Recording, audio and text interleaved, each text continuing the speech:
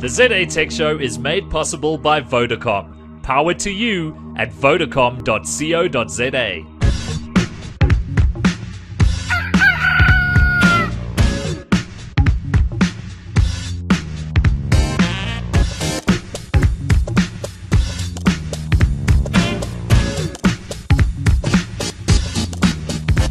Hello, welcome to the ZA Tech Show, episode number 173. My name is Simon Dingle, back to be good this week. Well, that too, but it is good to be back as well. Black to be good. Yeah, that's right. Brett Haggard looking after the show last week. Very grateful to him. But I am back, and it's good to be back. Let's introduce our panel for this evening. Our esteemed geeks for this show. Andy Hatfield is back. Hello, Dingle. How are you? Good and you, Andy. Good. Real-time wines. Yeah, that's one of them. The provider of the wine we are drinking this evening. What are we drinking this evening, So, Andy? tonight, we are drinking Old Vine Selection Tempranillo. And it is Campo de Borja Denominación de Origen, which is probably, I don't know, 2009. It is Spanish wine. And this one's tipped to really, really hit the South African market hard, because they're importing it a lot cheaper than our stuff. You know what I know about wine? What I like and what I don't like. Gets you drunk. And There's nothing quite like the wine buzz. Stafford knows all about that. Someone who I've personally seen drink some wine. Stafford Macy's here. No, I don't drink. You don't drink, hey? You know that. Teetotaler. No, great. It's nice to be here again. Yeah, good to have you back, Stafford. At Stafford Macy on Twitter. You can follow him there and find out about all the interesting things he's up to. I just want to have, just before we kick off, this is one question I have. Yeah. On the live stream, why is there, SA Christian Dating an ad that pops up? Compare That's how 'cause you are, compatible you Stafford. are. Okay, That's how That's Simon contextual. and Brett buy That's their contextual Cokes. advertising, I picking walked up in, your name. This was water first. You And turn now it it's into turned wine. into wine. Yeah. Oh, God, let's not lose all our religiously orientated viewers, please. Not Not yet. yet. Not yet, at least. But we can start off by talking about religion, if you will. HP's big announcement this week was rather interesting. And I say religion because this whole ecosystem vibe is becoming a religious war. But HP essentially getting out of the consumer electronics game, getting out of PCs, cutting off their hardware where it comes to WebOS. They're not doing the touchpad anymore. They're not going to do the pre-phones. So touchpad's dead. Touchpad is pretty much dead now. The interesting thing, and something that was overlooked when this announcement was made, is that HP is not killing WebOS as such. Correct. It plans to license it to third parties in the same way that Microsoft licensed Windows and Windows Phone. So, not killing WebOS, not intentionally anyway. They might end up killing it unintentionally, but definitely a change of direction.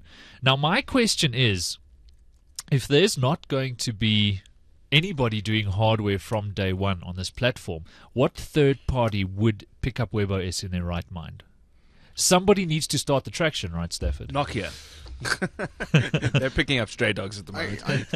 I love what Mark Andreessen says about this space. He says the mobile world is no longer about the device; it's about the ecosystems. Right. And if you take a look at the battle that's happening, and it's not so much the battle yet. I think it's the pieces on the boards being moved around. Yes. No one's moved forward. Everyone's just kind of moving around. None of the pieces have jumped over the other pieces. None of the pieces have challenged any of the other pieces just yet. I think this is one of those moves, and building an ecosystem is what you need to do when you get into this device world. And that ecosystem are developers, it's applications, it's mobile app stores. Yes. But then there's a lot of vertical integration. Yeah. And I don't want to link to the Google thing just yet, but I do fundamentally believe that the Google acquisition of Motorola, that mobile unit, I think it's about vertical integration also. Yes. And I think if you take a look at Not just patents. Not just patents. And I think what HP is doing here makes sense, because if you take a look at what they consequentially have done, Yes. they're getting out of this world carefully, because I don't think this is where their competencies are. Yes. I don't think this is where their strengths are. I think their strength is the enterprise. Yeah. And if you take a look at the biggest competitor at the moment, and the space that's open for the taking right now, is the big data space. Yeah. Everyone's calling it big data. Yeah. People don't know exactly what to define this, but this is the EMC world. kind of coined that term. Yeah, and IBM's in it. Yeah. And IBM's making so much money with big data by doing big city data Analysis. correlation, not so much analysis, correlation. And I think this big data world with the autonomy acquisition Yes. kind of makes more sense to me. So I think it's about focus. It's about going back to basics. It's about what you fundamentally are as a Yeah. business. But I do think they're not just scrapping everything. Yeah. I think that when I read the announcement, I don't see them saying we're just scrapping it. I see them kind of saying that they're moving, like HP to evaluate strategic alternatives Right. for personal systems group. Yes. So I think we're too quick off the mark predicting a complete exit But on if some they're of these looking for things. vertical integration, surely getting rid of consumer electronics is not the best first step in the world. No, but vertical integration in the big data space yeah, that with makes the a hell of a autonomy, lot so of they're with sense. niching autonomy into a acquisition particular makes a lot of Well, sense. look, you mentioned a pivotal company in IBM, and they went through this all in the late 90s. IBM drove everything out of their business that looks like a commodity. They sold off their personal computing division. They even got rid of DRAM, which was making them mad profit at the time, but they knew it would commoditize, so they got rid of DRAM. And they moved into the integration space, they moved into the enterprise space, and the only hardware they kept, as HP's doing, was their enterprise hardware, their server division. And let's be honest, I mean, the whole PC world's changing, right? It is. I think And is if it a you- game you want to play? No, because I think like when you look at Chrome OS, Yeah. which is probably where things will ultimately be, Yes. where you've got very lightweight, client state, but very rich cloud state, Right. and stuff that integrates and executes all around. Yeah. If you fundamentally look at the vision around end user computing, then you do kind of have this tablet wearable computing, bio computing way of looking at the world. Then you ask yourself, do you want to be in the PC game? Not Do you really no. want to be in the PC game? And I think right now, considering their strengths, you don't want to go up against Google. You Yes. don't want to go up against Apple, and you don't want to go up against Windows /Nokia / But you Right. just it's not their game. I think Yes. it makes sense. I think it's going to be painful. They're going to take a knock from it. But you asked the question, what should happen to WebOS? I think they should open source it, throw it out there, Right. and do something. I mean, I Well- tweeted when this happened. I said, "Now's the time for Mr. Shuttleworth to get up and finally give us the Yes. Ubuntu derivative for mobile and tablets." I Right. think now's the time because Android's kind of messy. Yes. And all the guys are looking at what Google's doing with Motorola, and they're asking the question, should we be in this Android game? I think there's no neutral open player at the moment. It's Right. gone. So I think with WebOS doing something crazy there, and maybe a Mark Shuttleworth getting up, I think the timing's good now But- to do something like that. I mean, if you look at this whole ecosystem game, your three primary players at the moment are Google with Android and Chrome OS and their web apps strategy, is Microsoft. They've done very well at deploying a cloud strategy with Office 365, Windows Live. Windows 8 looks like it's going to sew a lot of the ecosystem together more sort of integrally. They've got Xbox coming into it. They've got Zune coming into it. They've got Windows Phone coming into it. Apple, which has a far tighter ecosystem, but is certainly an ecosystem player. And I think a lot of the value that the market is seeing in Apple is hinged on iCloud and then finally having a sort of a cohesive strategy for cloud and services. So you've got these three ecosystem players. We've got Ubuntu, and I would like to see the Linux community doing. I mean, there have been so many. What is it? OpenMoko, for example, the mobile platform, looking good, but we haven't seen Linux, properly capture the imagination. Although you could argue Migo is. It is, but I think you need almost a Mark I saw Shuttleworth. Migo today. I saw an N9. And? Amit Maharaj had one. I had a meeting with him. And It's hot. It's nice. Is this the savior for Nokia? No, the thing is, again, you go back to it, right? It's about an I'll tell you why in a ecosystem. moment. And I think Ubuntu could jump into this because Ubuntu could establish its ecosystem. It has an ecosystem. It's a winner in cloud today. Yes. I mean, it's really kicking butt when you take a look at the true cloud services that are starting to spawn out there. So I think Mark has an opportunity. I think he can bring his ecosystem over. I think he's got enough devs. And I think there's enough disgruntled people out there with what's Yeah. going on. I mean, Apple, people are sick and tired of this. But I think it's not just going to have to be a mobile operating system play. Yes. That's not the play. The Yes. play is mobile OS. Right. But most importantly, it's going to have to be the application framework behind it. Yeah. So you're going to have an app store that kicks butt. Yeah. And because that's where you win, when you have the hundreds of thousands of apps. Yeah. And I think Google made a play here that if someone came along, could take the long tail of this market Yes. and pick it up. And I think Mark should just listen to that a little bit. In fact, I'm going to SMS him. I spoke to a Gartner analyst, and by the way, it's Gartner Symposium in Cape Town this week. I'm going to fly down tomorrow and go and check out what's happening. But I spoke to a Gartner analyst last year who was talking about the rule of three and how it'll apply to this whole ecosystem game. He says things have already been carved in stone. It's Microsoft, Google, and Apple. No other ecosystem stands a chance. I don't know if one can be that rigid about it. I think there's always going to be the opportunity to have 2, 3, 4, 5 more ecosystems. So long as those ecosystems make... What are you doing to the mic? Yes, got some crazy guys who run the ZA Tech Show studio. When the lights go dim, it's like, Stafford, where are you? This is why you don't feed the stage. If you're listening to the audio version of our netcast, that sound was one of our behind-the-scenes ninjas messing with Stafford's mic. Everyone's messing with Stafford today. Yeah, I know. It's always Stafford's mic. Just leave Always Stafford's mic poking alone, at please. Stafford. I must tell you, though, back to Andy's question about the N9, I think this would have possibly been part of Nokia's renaissance, Sant Microsoft. The reality is now the N9 was planned long before the Microsoft announcement. They've brought it to market more out of their commitment to Intel, because Nokia had to make good on that agreement they had for developing MeeGo with Intel. And unfortunately, the reality is it's not going to get the kind of marketing it would have if they hadn't made the switch to Windows Phone. It's not going to get the kind of push from them behind the scenes that it would have otherwise. And so, we're seeing traction for MeeGo in strange corners of the market, but I don't see it going anywhere really. Not for Nokia. I don't. I think we know that this world that we live in doesn't win when you have a great product. Yeah. I mean, Microsoft would have been dead if that was the case, right? It's about building an ecosystem. It's about having a legion of support and just, the peace of mind. And when I plug this thing in, everything's going to work with it because the drivers ship with it and everyone. It's the ecosystem. And I think we keep forgetting that as geeks. Sometimes we look at something and go, how the hell does this not take off? Yeah, but we're tweakers, not users. I mean, it's one of the interesting things about moving from PC to Mac, which I did, probably 3-4 years ago, is that it's actually made me stupid. I mean, I used to be able to tweak settings and, go into command prompt. And do you really miss those days? No, I don't. But I think that's fairly representative of the common user. They don't have time to fiddle and they don't have the inclination to fiddle. So own an ecosystem that works and you win the game. Back to HP, Touchpad goes on sale at Best Buy next week for $99. They're going to sell them out, obviously. See, I'm on the Best Buy website. It's got a 4-star average customer rating. You know what I would do? I would go buy like 1,000 of them and make them plates. In a restaurant.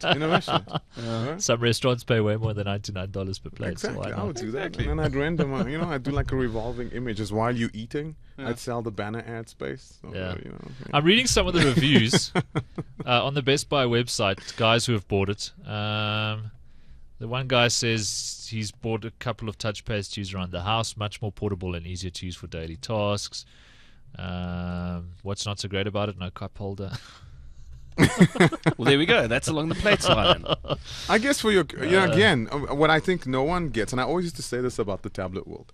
I think what made Apple win continuously, and what will make them win continuously, is iTunes. Right. And I say that very simplistically, but if you take a look at what iTunes is, yes, iTunes is music, it's video, it's TV series. I mean, there's a lot of content, multimedia content, that's actually the draw card, plus the apps, plus the tunes and the music. I think all of those things combined create that ecosystem draw. All these other tabs don't have an iTunes. All right. Like the only player that I think can play in this game is Amazon. And I'm watching this thing very, very carefully. I think that's the silent dark horse. And if you take a look at what HP's doing, they're sitting there thinking, okay, we've got this client-side device. Yes. We don't have a content strategy. To create an ecosystem around it requires that. Do we really want to be buying music? Do we really want to be doing TV series? No, it's not our game. Right. Let's get out. I do think the autonomy thing, the autonomy thing makes sense. Yes. It makes a lot of sense because, I spoke at TED 3-4 weeks or so ago in Stellenbosch, TEDx, and I spoke there about ambient-aware cities. Yes. And I really did a lot of research around what IBM's doing in cities with sensory awareness and ambient awareness and making everything accessible, intelligent, and communicable.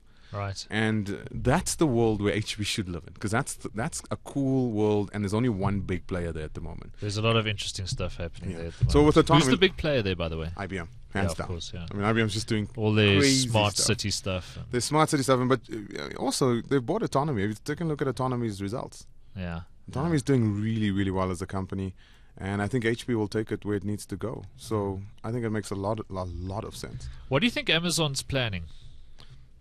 I think they've got everything. I think they know the hardware game now because they've got this reader that's given them a notion of how this hardware game works. It's inevitable that they'll build some type of tablet. We know that. But the key thing for me is they got all the books, they've got all the music, they got all the videos. They got the entire retail store. That's what I was going to say. I was going to go shoes, garden. Let's go down this road. So for let's me, not forget Walmart in the cloud. yeah. So for me, they're the complete player. The question is just how will they execute. And considering how they've executed in the past, I think this is the one to watch. They also have the business acumen to do it. I mean, my favorite story about Amazon is how the Amazon team, how the ebook team and the Kindle team compete with each other. That was why the Kindle iPhone app got created, because it could sell more ebooks, even though it didn't sell more Kindles. Right. And that's a very, very brave and sort of adventurous business culture, and you need that to survive these days. So what is think this? about it, right? HP, you're going to go up against who? Right? You're going to go up against Windows, Microsoft. You're going to go up against Apple. You're going to go up against Google and Amazon. Right. Okay, come on. When you're coming from the enterprise space. Yeah. No. Yeah, You know, if you look at it strategically, I can see the war room just going, let's get rid of some of this So stuff. what do you think this Kindle tablet's going to look like, guys? Is it running something we haven't seen before? Maybe it's running WebOS. Could be. I That think- could be part of... I mean, if you look at the... No. No. Or is it running Android? Android, for sure. So that doesn't that just make Amazon another cog in Google's wheel?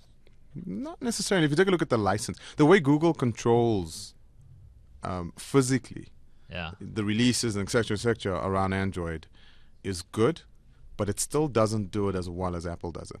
I think if Amazon came along and forked Android and made their own Android, so because they can't do that, they can completely fork it. So you'll have the Google derivative with its ecosystem Android, and then you'll That's an have the interesting Amazon idea. fork of Android, and I think that's what will happen. That's a very interesting idea. And if you take a look at it, like everything's moving away from the device, so it makes sense for Amazon to get into this world now. It's less about the device; it's more about the cloud. Yeah. I mean, I always tell people when you do Google directions on your phone, you tell Google, "I want to go from here to here." Your phone does nothing, Yes. right? Your phone's an input device and a beautiful rendering mechanism. It doesn't do anything else, Right. right? It's got that little icon and I think architecturally the web makes sense for Amazon to jump in now. Right. I think so too. And Andy, when it comes to all of these ecosystems, you're obviously, and this is another thing, it's about the investment as well. I've seen a lot of great new products recently, and the reason that I don't think of committing to them fully is because I'm so heavily invested in one ecosystem. Once you've spent a couple of $100s on applications and you've got your iPad and your phone rocking the way you want it, do you really want to go onto a new platform and then go and buy all of those same applications again? The thing though is, right, let's say Amazon jumped in. Amazon knows a lot about me. It's the one company that I buy stuff from. They know what type of books I like. They know what I browse on their website. From a retail perspective, they've got lots of consumer data that makes them very powerful. So they can correlate that back to tunes that you supposedly will buy. And yeah, I mean, I think it's an interesting one. It'll be interesting to see how they handle, because the problem that they have, again, they're going to compete with Apple on the iTunes side. All my music. Right. If they could somehow bridge that, where all my music that I've bought in iTunes is somehow now also available in their cloud, Yes. which they're trying to do with the Amazon, cloud player, Yeah. which essentially says, yeah, go ahead, even though those are your tunes. But because of the DRM around iTunes, I don't know. But there's where the little Achilles heel sits. But if they can sort that one out, they're in the game. But I do think that's the one that everyone's ignoring. And that's the one that's going to pop up probably by the end of this year. And it's going to be quite interesting. I think it will be quite interesting. I think people can move slowly to a different ecosystem. I mean, look at people that are moving from PC to Mac. That takes a bit of investment. People that are learning how to use an iPad, learning how to use iTunes. I mean, there's probably a bunch of iPad users, I'd say most of them, that ran all their music using whatever the default Windows music player is. Yes. And they've had to migrate to iTunes. So I think, if the tech is sexy enough, if there's enough tangible value out there, people will change. It just might take time. I think though, that's why iCloud is extremely important for Apple right now. Extremely. You Because reckon that's why it's taking time? Because if they do this right and they own your data, the cost of migration and the pain of the inertia of the move will be just too much for some people. You know, when you got all your content inside there, you got all your. Amazon should just kind of like do a Dropbox buy. Yeah. And do a couple of things with its cloud player, and then let's see. But I think that's why it's so important for Apple to get this iCloud thing right, because that's the last big jump to make it really painful for you to leave. The question: will there be an iTunes client on an Amazon tablet? Oh, that's That interesting. depends if the teams are competing with each other. They may very well be. Yeah. Yeah, back to Amazon your Music Gartner- has been doing a great job. Yeah. Just a pity you can't Yeah. access it in South Africa without once again As jumping through usual. hoops and lying. Back to your Gartner thing. If anyone is going to break that triumvirate, it's going to be Amazon. I have a feeling HP might have to make another play. Yeah. Maybe it's an enterprise only play. I think there's an opportunity to do, like, I always say this, and I wish someone would do it, and maybe I should do it, and I just haven't woken up with the notion of doing it. But someone should launch the African iPhone with the African App Store, with the African device, because it's so easy to do. Yes. You know, why if HP released it as a complete open source, get free for, it would be a really cool operating system to grab and Africanize, because none of these guys are here. What does Africa need that these other ecosystems aren't giving them, though? Local App Store, in-continent content access. Playing devil's advocate, look at Ovi, for example. Nokia's done a great job of getting developers on the ground in countries to develop local apps. So, for example, during Ramadan at the moment, the Ovi store has been more active in regions that are predominantly Muslim than other app stores. So I saw some stats about how Ovi app downloads had spiked in Saudi Arabia over Ramadan because there's lots of Ramadan applications. I think that just reiterates my point. I think there's an opportunity. Yeah, but so do you need to have, an app store that's born from that market, or do you just need the big ecosystem players to think about enabling people in a certain market to engage? Well, I think it would be great if they came here and they thought that way, but I think it's an opportunity for someone in continent to do local content, local music, local this, local everything, and try to do a bridge with the big guys. Yeah, and bring them here. But I think WebOS could have a future in a niche like that, where some left field player came up in a remote country like Africa and said, okay, I'm going to build it. I'm going to do something with it, and extends it and creates a local ecosystem, right? In Africa for it. Is it sustainable? Don't know, but that could be a play. So you heard that MTN is opening an app store. There was a press release the other day about it. How loud should I yawn? Do we want this from operators though? I don't know, man. If you're talking about distribution, MTN's they're pretty good in Africa. So if anyone's likely to pull off the African app store, they certainly have a head start. True. Yeah, they don't excite me. Operators should just get out of the content game because they don't understand it. They just don't get it. I think they got such a different way of approaching the market. Look, they've got a role to play as strategically enablers, but owning those content stores is a different one.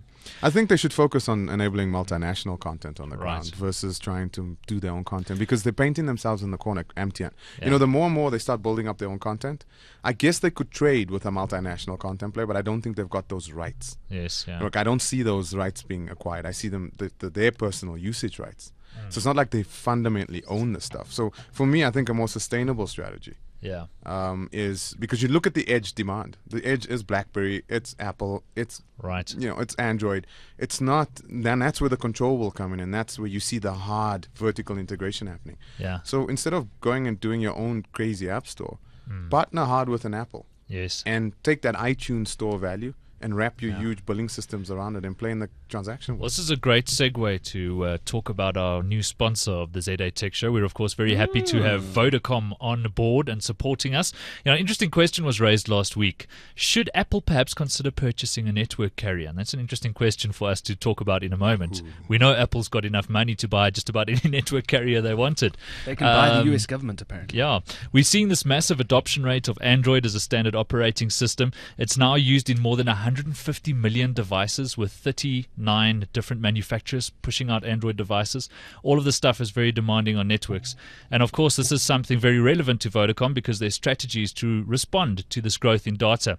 Vodacom, of course, has said that it wants to expand its data customers from 10 million to 25 million in the next 2 years. It's quite a daunting task.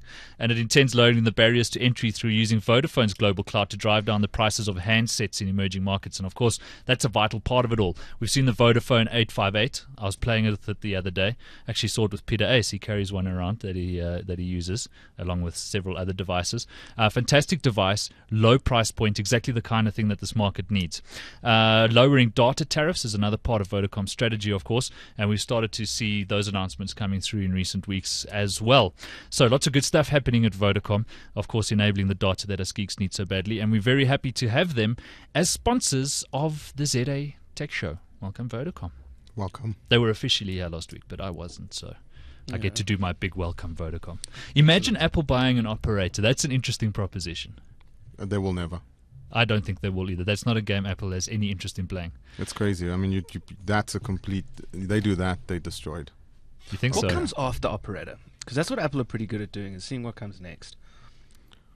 What happens where does a cell phone operator go next? That's an interesting question. Cell phone operators You've are been not cell saying phone this operators. for a They become while. banks. Yeah, Yeah. I've been saying it for 2 years. They're banks. Yeah. They are not. They're not cell phone operators They anymore. transaction enablers. Now, do you That's think it. it's more likely that a bank will become a cell phone operator or a cell phone operator become a bank? Cell phone operator bank? You reckon? Yeah, because they've got the billing systems, they've got the device, they've got all they need is the banking license. Are you thinking F&B Connect sort of scenario? Well, I think that's one of their Well, players. take a look at what that is, right? FMB with FMB Connect. That is Vodacom Business. Under Vodacom, that's done a deal with FMB. FMB has a license, right? So they're going out there, and the question is, how long does FMB play in this game of partnerships as a bank? Why don't they just get into the connectivity game? I thought it had something to do with their ATM network. I don't know the behind the scenes of the story. No. So I know the guys that are running it there, and I when I speak to them, they're looking at this world going, why don't we? I'm not saying this is what FMB is doing. This is kind of my discussions off the record with different people all over the industry. A lot of the banks are looking at this saying, you know what, this mobile device looks a lot like a credit card. Well, yeah, I mean, that's... So why don't we build our own, or why don't we get into this game of distributing this thing ourselves and localizing it ourselves, and why don't we get some spectrum, and why don't we jump into this game, and that's going to be a very fuzzy world. But I think that's less likely than a mobile operator slam bam jumping into this saying, okay, we buy this bank, or we now have a license. I do think you're going to see this year. You will see. Okay, I put money on it. You will see Hear a me telco. now. Hear me now. Right, we need a Hear me now. prediction sheet. You will see mobile operators starting to sell traditional banking services like insurance. That's interesting. Watch. Oh, yeah. You're going to see insurance. You're going to see financial services wrapped around more and more the stuff that they're providing. Watch out, OUTsurance. It's already happening. Watch out, Hollard. Watch out. This is the No. traditional. See, now, Hollard's the kind of company that would do it. So they've got a pilot in Ghana. They disclosure they're a client in South Africa, not the African operation, but they have a pilot in Ghana with MTN. As far as I know, you can Google MTN plus Hollard, you probably get it, and it is 3-step USSD life insurance on the back of a mobile wallet. It is some very, very powerful stuff. So companies like Hollard are going to be taking advantage, I think. Yeah, it's perfectly geared for the services industry first and foremost. And operator billing as well is perhaps, this all supersedes that, but I think it'll be part of the interim play. Yeah, all Is- prepackaged mobile wallets. Yeah. I think operator billing is okay, but it doesn't work for the prepaid audience as easily.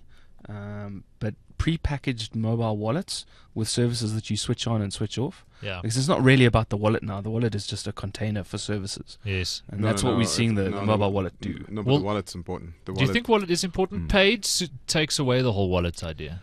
And it intertwines your debit, very importantly, debit or credit card, before these systems were all credit card only, with your SIM card. And it takes away this idea of a stupid wallet with some moolah that's a virtual currency that you now have to top up and worry about credits. And I mean, is that what the market wants? A Okay. wallet with some weird virtual currency? No, but you know what, my kids? Let's take the real world, right? What my kids do today with banking, the first time they ever touched any financial services in their life. The first time I touched it was a Volkskas or a Trust Bank savings card, right? The first store of value in virtual currency that my kids ever touched was their iTunes account, Yes. right? And my kids love It's interesting, huh? their Yeah, that is iTunes interesting. prepaid account. They love it. And they love the fact that they can get music from it. They love the fact that they can get their apps on their iPod Touches and their iPads, etc. from it. And you know what? Well, my daughter said the other day, she said something very interesting. She said, "Dad, I'm on Mushy Monsters." Mushi Monsters wants your credit card all the time. Why can't Mushi Monsters just speak to Apple so all the money that's in my iTunes account they can get? And you said, just wait, my darling. That is where the world's going, right? So I think if you take a look at Apple's float account, Yeah. look at the revenue they're making on turn. It On must that be prepaid. ridiculous. It's ridiculous, right? It's hundreds of millions of dollars. So because they got hundreds of millions of users. That's why they don't unlock South Africa and all other countries that they've done this to. But you 'cause know it what they hurts go- their float account. They hate us and they do not no, want no, our no, but money. no. So what they will They want do, our money. They just want an interest of it. yeah, but what they will do is they'll partner with the local operator that has a banking license, so they can do local currency for that wallet. So you can Yeah. populate your iTunes account globally with South African rands. That you know that's coming. Yeah. It's so obvious that they want to get into that game, and then open up iTunes for all third-party merchants online to access as a currency. So watch out, PayPal. We are living in exciting times. So for me, I do think operators are going to get into this world in a very different way. Yeah. Calypso in the chat room says the mobile operators have a great direct marketing base because they've got all our numbers. So if they do bring these new products and service to fruition, it's very easy for them to make us aware of them. Good point, chat room. We love the chat room. Yeah. By the way, if you're watching or listening to the show for the first time, we refer to the chat room a lot. Check it out. There is a widget on our live webpage, but if you want to go directly into Internet Relay Chat, IRC, and chat with us, just use any IRC client. Go to za.shadowfire.org is the server, and our channel's called ZA Tech, #ZA Tech. I love To this. get in. I love IRC because it's so old school and it still kicks the pants off any other chat But mechanism. you know, this comment's pretty cool. This is from Gus. He says we will have like pay per mile insurance per minute. The more you phone, the better you're insured. No, yeah. No, of course. Why not? Maybe. I mean, why not? You I think can that's tack pretty. Oh, that insurance- whole scam. Insurance is Ah. just an algorithm. You can tack it onto anything. I like You that. can tack it Insurance is onto- just that's our show name this week. Insurance is just an algorithm. No, seriously, you can tack it onto prepaid airtime. So the 2 cents comes off every rand, and that's your funeral cover. There's Yeah. no reason why insurance companies shouldn't be looking at this kind of stuff. You know, I've been reporting on tech for a while. I won't call myself an old technology journalist because I'm not. But in all my years of reporting on tech, I've never felt this excited about what's happening in the world. Like there's a major transition underway that's happening quickly, that's happening under the noses of some people who haven't acknowledged it yet, that is fundamentally changing the way we compute, transact, think about the world. I mean, it's having an impact on everything. You know, in the physical world, all of the political rambling we're seeing, all of the uprising, upheaval, all of, you know, look at Libya falling finally. Tripoli has fallen. Jeez, I was watching that last Gaddafi is over. I slept like at 2:30 a.m. this morning simply because I couldn't stop watching. But this. it's part of It's a it's broader amazing. information revolution. I believe that. I believe that people are better informed everywhere, that they are seeing what's out there and available and wanting it for themselves. I think that's driving all of this change fundamentally. I had this philosophical thing, which I also say in some of my presentations that I do. Like I always tell folks, it's some fundamental principles about this new world that you've got to get, and that is like one of those is the consumer's never been more powerful in the history of commerce as they are today. So true. And I almost want Oh, to change that, you know, to the civilian has never been more powerful in the history of governance as they are today. Yes. It's amazing how we are more informed now than we've ever been, more connected than we've ever been, and we can rally and we can move. And if you take a look at Tripoli, you know, one of the things I noticed about Tripoli last night, the amount of under 25s. It's not old Crazy, guys right? doing this. This is young people, you know, 18 to 25-year-old going out there and saying this is enough. It's a very, very keen observation. And if you It's- also see what they're wearing Nike, they're wearing Arsenal tops, they're wearing Manchester United. So the brands have accessed them. You know, they've noticed they're part of communities online, obviously, and they're tweeting and they watch. And this is, you're right. I mean, it's going to be interesting how governments handle governance in this new world. Yeah. You know, and there's this theory. I spoke at Wits Business School the other night, and I said maybe the South African government is so lethargic about connectivity because it may be a political agenda. Because the more people are I think connected, so. the more they, you know, No, maybe. look Pretty what happens massive when statement, everyone but is. it's- Look what Just think happens when about it. everyone's connected. We know the apartheid government didn't want us to be Yeah. connected, or we know that the new government's not that different. They just inherited all the stupid policies and crap ideas around the Film and Publications Board that the apartheid government. So all put the in place. time it takes for spectrum auctions, all the time it takes for, you know, unbundling of local loops and stuff like. Why? Yeah. Why? The only Indeed. other thing that could happen is that they just stop listening. I mean, things like social When did media. they ever? and- When have they ever listened? No, but if you look at like political, the what do they call it? The Arab Spring. Yes. That was tumultuous because people mobilized in real life. There were a whole bunch course, of yeah. other protests that have happened over the last 3 or 4 years on Facebook, where the protest is clicking the like button, and that's gone nowhere. It only works when it translates into real life. So it is possible for people to just switch off and stop listening. Yeah. And maybe you get unlucky and your protesters gather, and maybe you don't. Right. Very, very true. Anyway, it is interesting times. Now, let's talk about a product that I was at the launch of last week that got me quite excited. This is the Motorola Atrix. I've been playing with the Zoom as well, which is the Android tablet. Motorola Mobility, of course, had we had just learnt that Google had acquired them when they had this launch in South Africa for their new devices. So shame. Megan, It's not who's done the... yet. Yeah, it's not done By the yet. end of the year, we'll know. Sure. Yeah. But anyway, Megan, who's the head of Motorola, had to field all of these questions from people. But she's like, guys, what must I tell you? I know what you've read in the news. It's like same newspapers. We only Do found out you this have morning. a job? Yeah. Anyway, so this Atrix has captured my imagination. I saw it for the first time when I was at CES in Las Vegas earlier this year. And this is the mobile phone that docks into all sorts of other devices. I was a little bit skeptical when I saw it for the first time because I thought, this thing's basically a noble idea that's going to be too expensive because that's how these things tend to play out, right? But then we saw it last week and we saw the price point, and it's very appealing. They're selling the phone for $5,500. It's a dual-core processor running Android, and then it comes with one of these docks which can turn it into a media center for a television or a desktop PC. It supports wireless keyboards and mouse or USB ports, so you could keep a hard drive plugged into it and make it a proper docking station like you would with a laptop. And then it's got this laptop dock. I'm actually playing the video at the moment of somebody playing with it, and this laptop dock costs between $2,000 and $2,500. You slot the Atrix into the back and it turns it into like full-size laptop form factor with a full browser that supports Flash, and this really neat interface, and you can sort of pop up your phone's desktop in a corner on your laptop screen. Right. It's like the phone rings, that little screen pops up, you answer your phone, and the audio comes through the laptop dock. Or if you're sitting at the TV, phone rings, answer the phone through your television, essentially. Now, I like the fact that it comes with a dock. They're selling these docks for $500, and the Atrix remembers which dock was where and did what. So the first time you plug it into your TV, it says, what do you want me to be? A media center, desktop PC, or whatever. You say media center. That's how it personalizes remembers the dock. Yes, it remembers the next time you plug it into this dock, okay, I'm a media center now.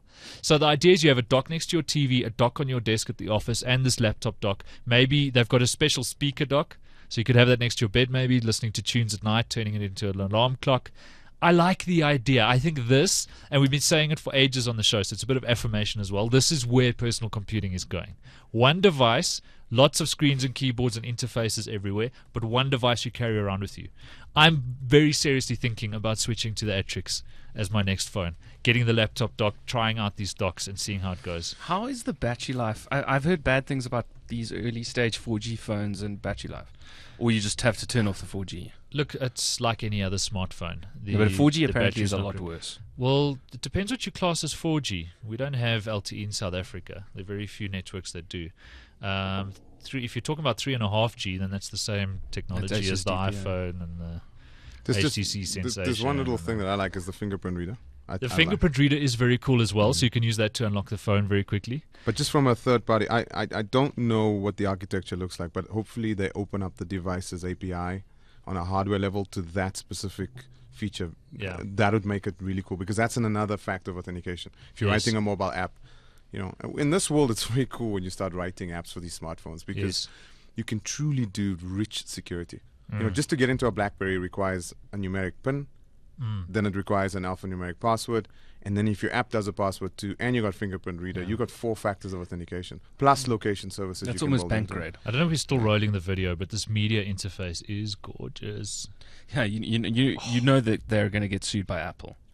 If you look at the web top, it has the bottom dock. I don't even want to talk about the whole patent troll thing. No, It's don't go getting there, because tired I'm now. going No, we won't go there. to use explicit language. No, I'm just don't. putting it on the Explicit, prediction sheet that someone else is going to get sued. But here's a thought, right? It is So cool though. $5,500 for the phone with a dock. Let's say you get a second dock. Now we're on $6,000, and then the laptop dock. So call it $8,500. What exactly does this dock look like? Is The it, laptop dock. so it's a screen. It's a laptop. It looks like your laptop. Oh, okay. And it's got 2 batteries. They've used all the space inside, all the power. guts that they're saving from processing and stuff for batteries. So it's got an amazing battery life, and it charges the phone while the phone's plugged into it. I must be honest. I don't the dock thing. I don't like. Why? Why? I So like it already. yesterday, I mean, I get, but architecture, that's not kind of where we're going. You know, I want. There's No, so but we're many in transition phase at the moment. There's so we're many not quite near there. field, not NFC, but there's so many near field, standards emerging, and Sure. there's quite a few that I hope will take off. Where I want to throw my phone on the couch, And then and it based connects upon where I'm in automatically. the house, it needs to know. Okay, go to TV. That'll come, but it's the same theory. It's the same principle. How you tether the phone to the laptop No, it's dock beautiful. doesn't matter. It's but back to my point. So for 8.5, call it $9,000. You're getting a desktop PC, a media center, a laptop, and a smartphone for the price for less than one MacBook Pro. That's a pretty good proposition. No, that's not bad. Yeah. That's really That's not not bad. bad. I think, and this is watch when Google. Yeah, let's go back to the Google acquisition around this. Yeah. And this is how Google's going to attack Apple. Yeah. They're going to do very rich, deep vertical integration with the Motorola product set. Why? Because at the moment, Google's mobile play seems to be for all the poor people out there. Yeah. Yeah. It's like all the guys that can't afford the iPhones and the iOS devices of the world go and get an Android. Yes. They don't like that. True. Because from a marketing perspective, if you take a look at iAds, where Apple's failed, iAds has done nothing. No, It was supposed to do something amazing, and it's such a nugget that's sitting there untapped. Because if they could have fixed iAd, I mean, just imagine they would have been giving devices away. Because iAd, the promise of iAd was access to the most disposable income on the planet, Yes. right? Because rich people buy these Apple devices. So I think with Google getting in, competing on that level, they're getting in on a vertical integration play, and they're going to go head to head with Apple because now they'll have the device. They'll be able to do device level integration, personified based upon how they see the world, and they'll deliver that out with their marketing angle. Yeah, It's yeah. going to be very, very interesting. Yeah. What's going to spawn from that. And that to me was part of the whole Motorola acquisition, not just the patents. Definitely. I think they're going after Apple. This is the only way they can. You need to own your own hardware, Yeah. right, Yeah. to go after Apple. Yes. True. Does this run on Android, the Atrix? Yeah. Yeah, it runs on Android. And is then- it this vanilla Android, different No. Android? So Motorola's got an interface called Blur. This will be the first Blur handset we see in First South Blur. Africa. And Blur's nice. It does a lot of intuitive things that HTC Sense, for example, or Samsung Touch was, which I can't say that name without. Anyway, Without pausing dramatically.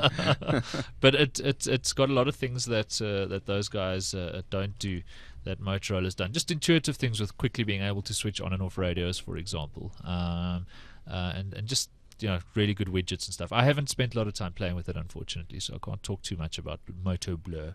But I am getting the Atrix soon for review, so I'm looking forward to Yeah, I've checking just it out. emailed their PR. I asked for the Zoom because I heard that the Zoom was meant to be the most powerful tablet, blah, blah, blah. But I have now asked for the Atrix. I you really sold like it. the Zoom. I really like the Zoom. I think it's the best Android tablet I've seen. The Galaxy 10.1 from Samsung is a fantastic device, fantastic screen. There's some really stupid things about it, like Cory Doctorow pointed out, putting the volume next to the power switch, so you try to adjust the volume and you switch it off, and then It's things amazing like that. those things that actually slip through. The nice thing about the Galaxy 10.1 is how light it is. Like, it's much lighter than the Really. iPad. I've never touched one. But the downside to that is it feels a little bit plasticky and like it's going to break, The Wait a Moto- minute, I did. I played around with one with who's Arth Goldstuck had one. Oh, okay. Yeah, Yeah. and it did feel dinky. Does feel a little bit dinky. That's a problem. It's such a fine line between dinky and Yeah. solid and heavy. So I think it was too small. It was like just small The- enough to be right. like, wait a minute, this is a The big 10 phone. inch. yes. This is not a tablet. This is a big. Was phone. it the 7-inch maybe that 7-inch, you saw? yeah. Yeah, no, no, this the is the 10 inch is up 10.1, yeah. Okay. But I mean, the Zoom is so the only bad thing you can say about the Zoom in relation to the Galaxy Tab 10.1 is that it's heavier, because it is. But the design is nicer. It feels sort of more robust. It's got 3G and an SD card slot. Its price point is really good at $6.5 for the 32 gig with Wi-Fi and 3G. It's snappy. It's running that really fast Tegra processor. It's got a very clean Android interface, and then the battery life is the best on an Android tablet that I've seen. It rivaled my iPad. It was pretty much equal to really? my iPad in terms of battery life, which is another thing Pricing? you won't find. $6.5 for the 32 gig with 3G and Wi-Fi. Which one are you talking about? This is the Zoom.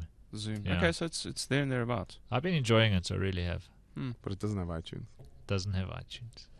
You're No, right, no. and you're right. Yeah. It's You know, it about just keeps coming back to that. Well, wait a minute. Okay, well, what are you gonna do in it? Google Music You're gonna, for people who pirate. no comment. So Gamescom was on in Europe. When was it? Last week. Just wrapped up. Man, there's so much to talk about.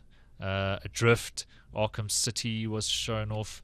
Planet Side 2, and then something we've spoken about in the show before, and I don't know why it gets so much more airplay than the others, but Diablo 3. Why we saw does it? more.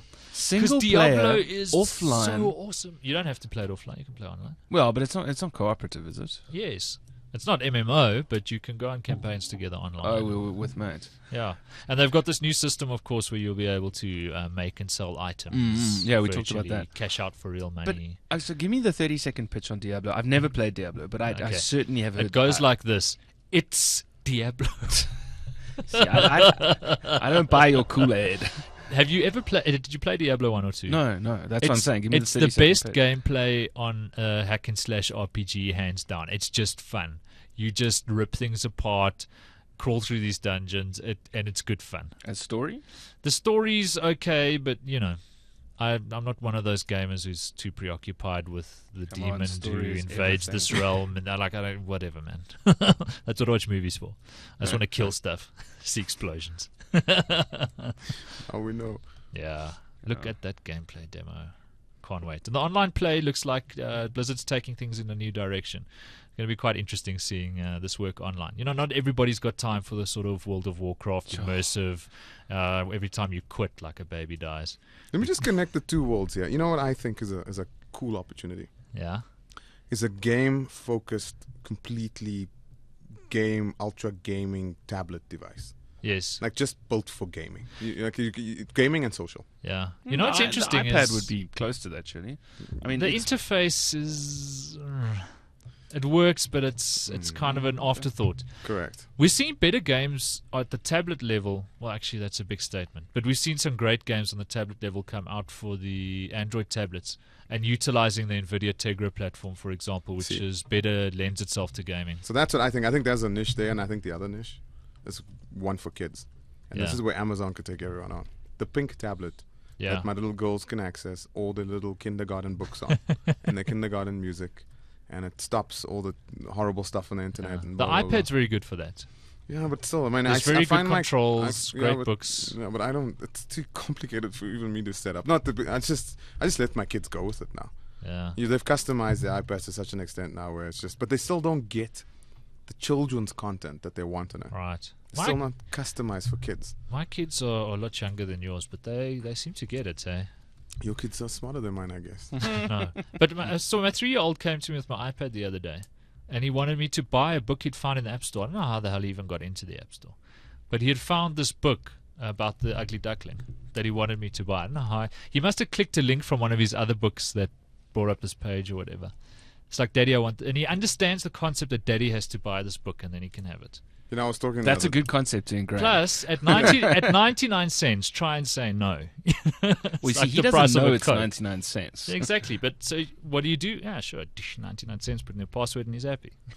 Yeah, I was speaking about kids, and I know you also speak about kind of where your next consumers, the young kids coming along, and I love what Andreessen said when he was at D9 this year. He says, I was at a friend's house, and his kid walked up to the TV and touched the TV, swiped his hand across it, and said nothing happened. Said, "Dad, the TV's broke." It's crazy, hey? They And then expect Kevin- screens to be And touched. then Kevin Kelly, the other day, I was watching this video. He was doing some conference somewhere. He says, I see you're sitting somewhere, and he left a physical photograph on the table. And the Yeah. little kid crawled up to it and touched the photograph with both her hands, moving it, trying to zoom in on Pinch the and zoom. photograph. Yeah, Yeah. Yeah. that's incredible, man. I think it's a cool place to concentrate on is what the kids how the kids are going to be growing up in this world. Yeah, definitely. I can't open PowerPoints quick enough, but I was trying to find a quote I had, and it was something like, what was it? 60% of American kids under the age of 11 didn't know how to tie their own shoelaces. Yeah, but you know, it's easy to come up with those stats if you cherry picking. I them. know, but I mean, the world has changed in big ways. All right. So we need to do our picks of the week in the moment, where we pick our sort of most topical or favorite technologies. They don't have to be new. They can be apps we found, new toys we've played with. They can be concepts, whatever. Our picks of the week are coming up, so we're going to do that in a moment. I'm going to pour myself more wine. Pour and pass. Fun story I saw today. The dictionary is being updated with new internet terminology. I always have a chuckle when this happens. Retweet is now part of the dictionary, apparently, and so is sexting. I get the sexting, but I think the retweet thing was wrong. I think it was premature. Yeah, It maybe. was too, it was too quick. I think Twitter. I guess Twitter may be here for a while, but I mean, just consider all the stuff going on at Twitter at the moment. Have you heard? Well, I know my friend Dustin, Yeah. he was head of interface design at Twitter. He left, but he left because, they've just had a baby and he wants to be at home with Agent a bit, which is their son. By the way, congratulations, Dustin and Aaron. Yeah, They were on the show congratulations. last year when they were in South Africa. Had a baby this year. But Anyways, there's a lot of walkouts happening there. there have been, it was like 3, wasn't it? No, there's quite a few people. Really? Yeah. I missed I think that that, part. the guys went away and they went and started obvious.com. Yes. So The there's- founders. Yeah. Yeah. So the question One of is, them also started an electronic bank. That was a while back. I think it was called banksimple.net. That was another Twitter guy. People tend to make a lot of these sort of things. The way I read it was just, it's kind of cyclic, and some people left, and it didn't sound like a walkout because of an ethical problem they had with the company. Look, they've or- had problems as a company for quite a while. Let's Yeah. be honest, and that's why the founders went back again. Yes. And I think they still have that issue around what's the revenue model. Where do they go with this? But they're doing some good things. They're adding more location stuff around the tweets. The advertising platform seems to be taking off. But you know what I like about their search engine? You've seen how cool their search engine their is. search They're doing engine some is very universal good. search stuff where they're integrating like videos and pictures, and I like that. I think they could do a whole lot more with that, because that's the stuff that Google worries about. Yes. Have you heard that? Again, look, I'm not a journalist, so I don't have to credit and source this properly. Ooh, don't you? No. You're a journo here, son. There was a very interesting study, or it was a blog post, I can't remember, done on Twitter, where they looked at 250 million users odd, Yes. and then how many of those users had more than 50 followers, and it dropped to about 18%. So 18% of the entire audience had more than 50 followers, and then it was more than 40, and then more than 50 I think dropped to 12%. Okay. So that's less than 20% of Twitter is probably a fully engaged user. You've got to have more than 50 followers to be able to get serious use out of Wouldn't it. that be? I think. Wouldn't that be true of most social networks? I don't know. I mean, their argument would be that search.twitter.com. If you use that, you're a user. People that just scan the stream, people that are using it for ORM or for customer service, by not having an account, but just by scanning, they would also be users. But I don't know. The value of Twitter for me is the answers that come back, Right. not necessarily the ability to broadcast. Okay. So See, I find I that's use Twitter for fascinating. such simple. For me, Twitter is just a repository of things that I find interesting. But that's what Twitter Finished. is. That's it. Twitter is That's it. pretty It's a simple. crowdsourcing tool for me. Yeah, It is one of the most incredible crowdsourcing tools. But it's For going me, to be it's interesting to see. replaced RSS, so I love using Flipboard on my iPad and catching up with the news from people who I follow.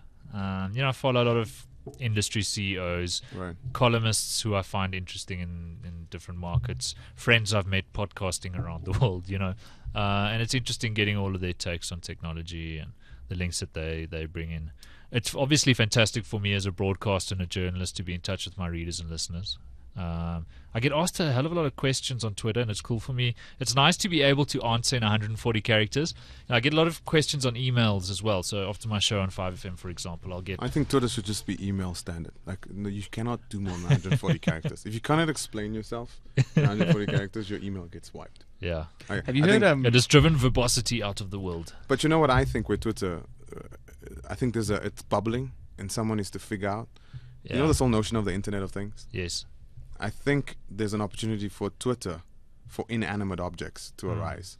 Okay. I think not just hashtags, but actual where ambient aware objects start tweeting Yeah. and you access them. So and there's a common taxonomy for who they are and their location. So when I put this plant in this pot plant, the pot plant knows what plant it is, it knows the soil composition, and it tweets when it needs water.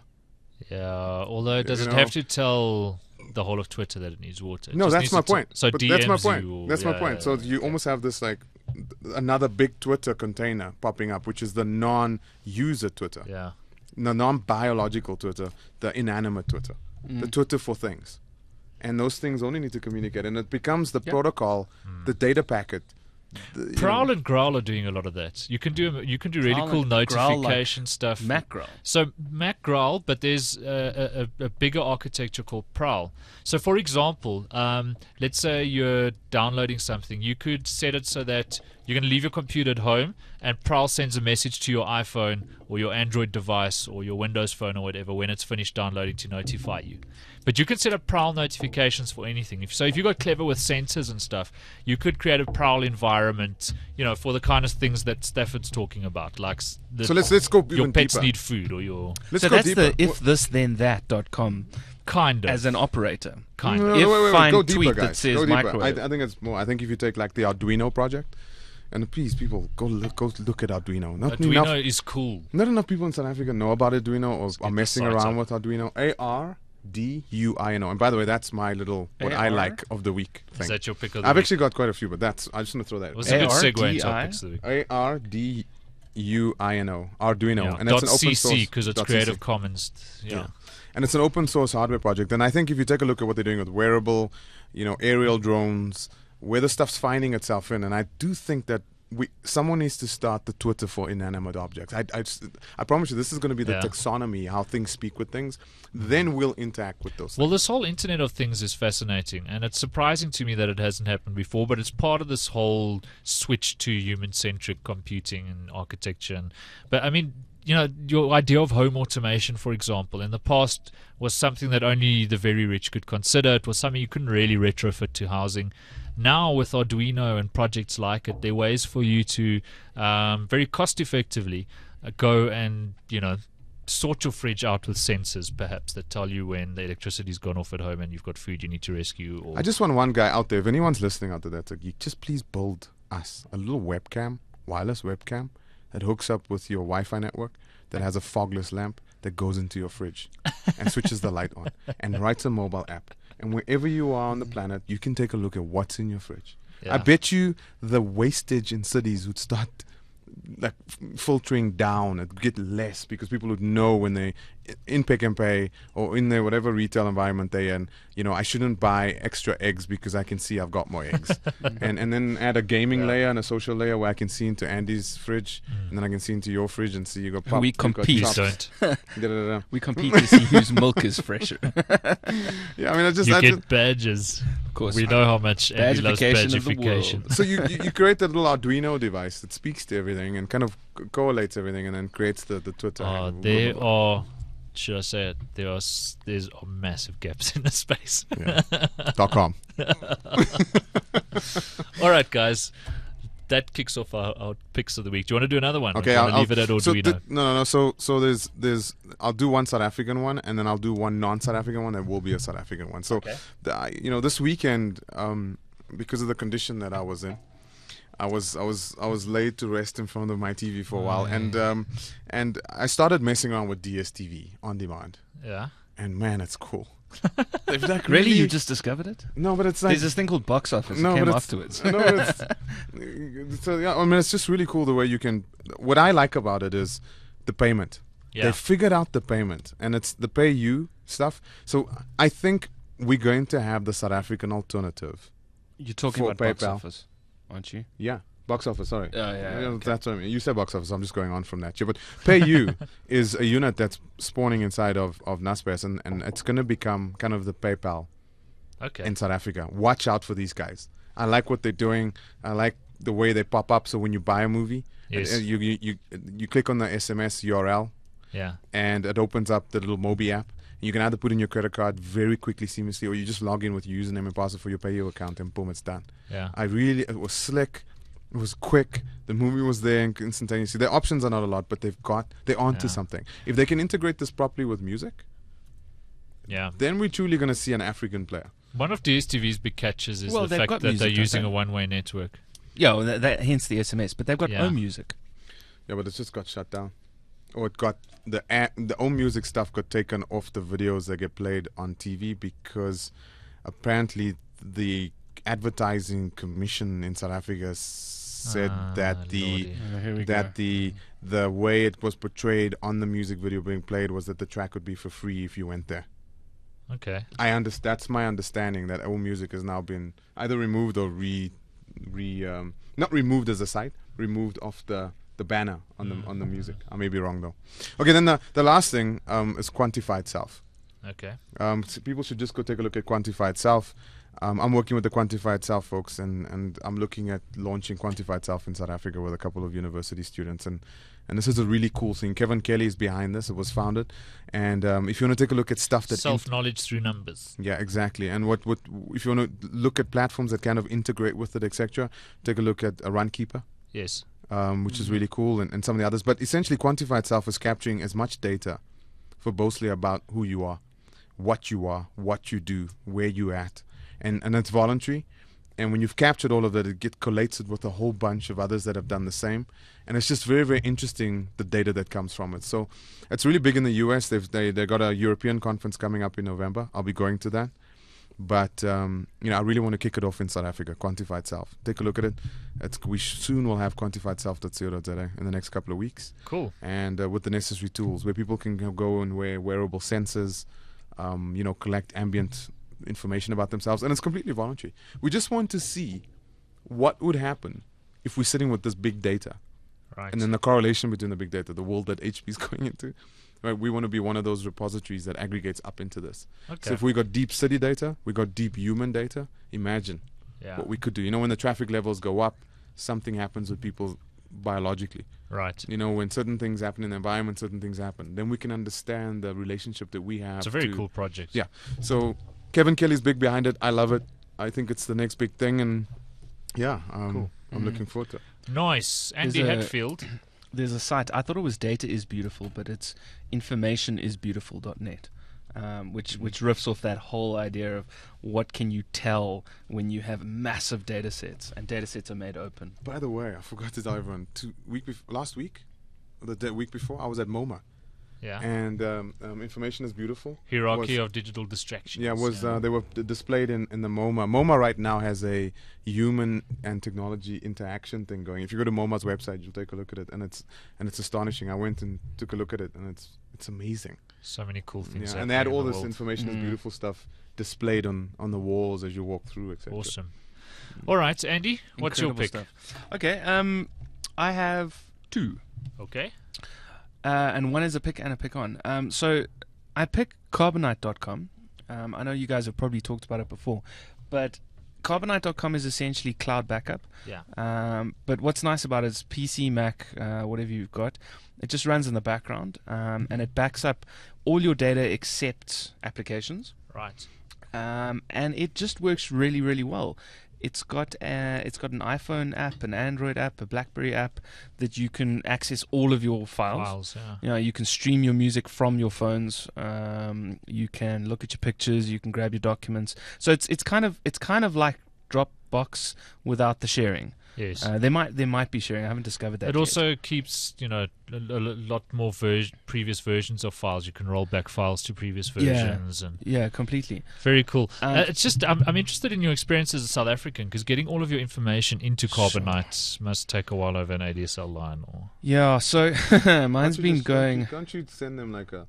I was just thinking that the other day. Can I send them a hard drive? I'll pay the 500 Rand and send them a 200 gig hard drive. So mine is awaiting 154 gigs, and it's got 4 gigs up, and that excludes apps. That's my music. It excludes videos. It's my music, my documents, and any other kind of important data. You know what the problem is downstream in South Africa, you could download 100 gigs. It would take you a while, but it wouldn't be forever. Uploading, though, our upstream is so crap that you... Upstream on a 4 meg line, you're getting 50 KB a second. Why? Many reasons. Do we really want to go down there's that two, path? right? It's international bandwidth costs that your provider's providing you, and the fact is that those platforms do not exist on the continent. Yes. We got to fix this. Yeah. We do. Wink, wink. I mean, I'm on 4.7 gigs out of 154 gigs, and I think this is going to take 3 to 6 months. You know what you need to do is speak to one of our friends here at Vodacom or somewhere, And let me just where you can pop go up and plug 100 into a gigs. data center and quickly up. Because the thing is, once you've done that initial it's fine. upload, then it's just maintenance after that. It's only when you change things or add new Correct. files or. I'm doing some stuff with Seacom. Come to where Vodacom gets. I'll its come plug into international your backbone. I say that in the least sexual way possible. Yeah, that's a beautiful image. All So, right. Yeah. So I I've just always thought I've got this this hard drive next to my computer which backs up everything, and our house got broken into a year ago or so, and they took the laptop but they didn't take the hard drive, and if they'd taken the hard drive, that's it. That's like 12 years of photos gone. Yeah, Internet Solutions, for example, they have Atix 5 servers, so you can do the Carbonite sort of thing on local bandwidth. It's just no one really offers They well, I mean, they do. IS does, and Atix 5 was one of the first companies. I know Anton Sinovich, who was the founder of Atix 5, but they invented a mechanism for these third-party Carbonite-like companies to run off of, and it's very cool technology.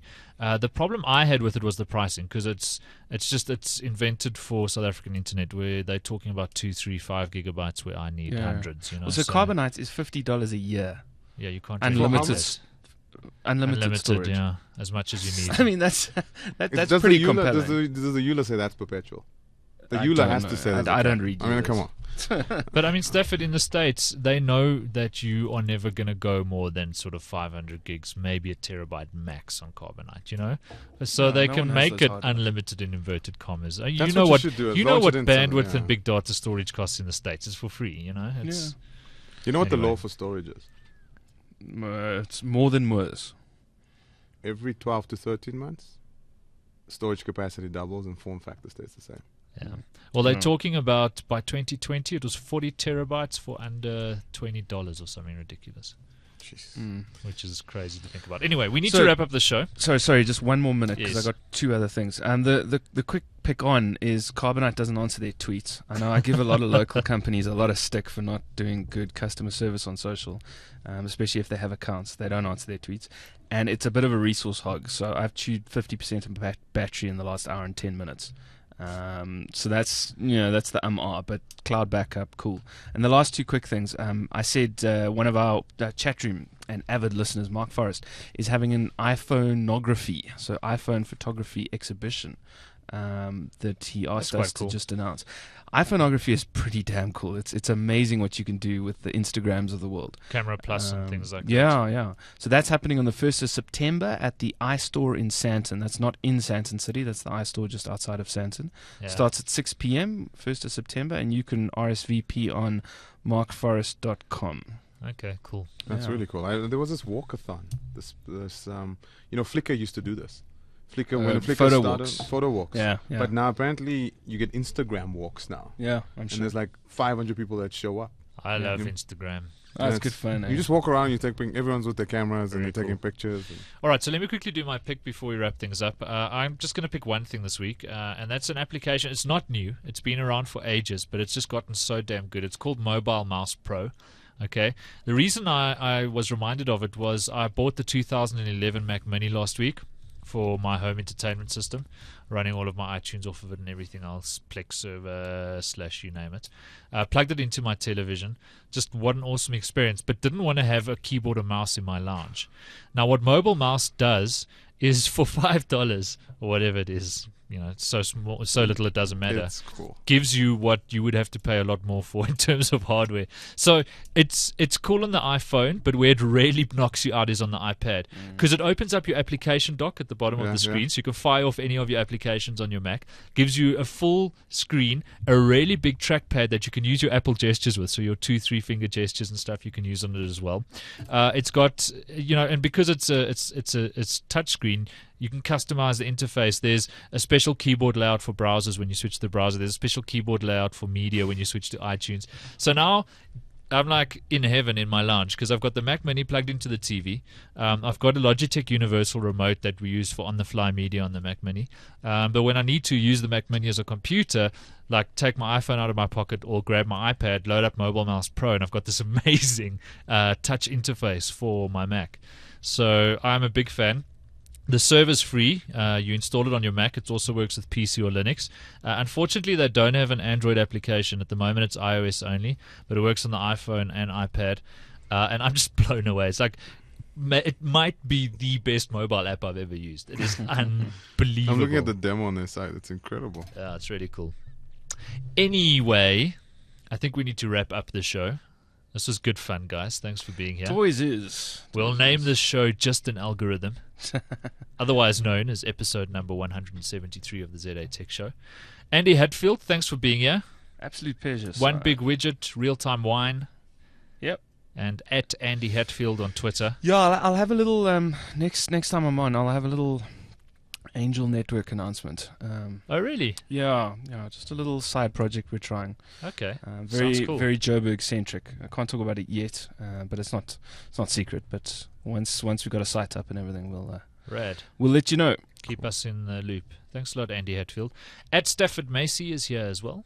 Thank you. Thank you for having me. I always good love for coming being on. here. And I know I can't be as many times as I want to, but yeah, it's really, really fun. Good And to a lot be of here. people are asking, what are you up to on my tweets and stuff? And You can't talk about it all, yeah, can you? that's the thing.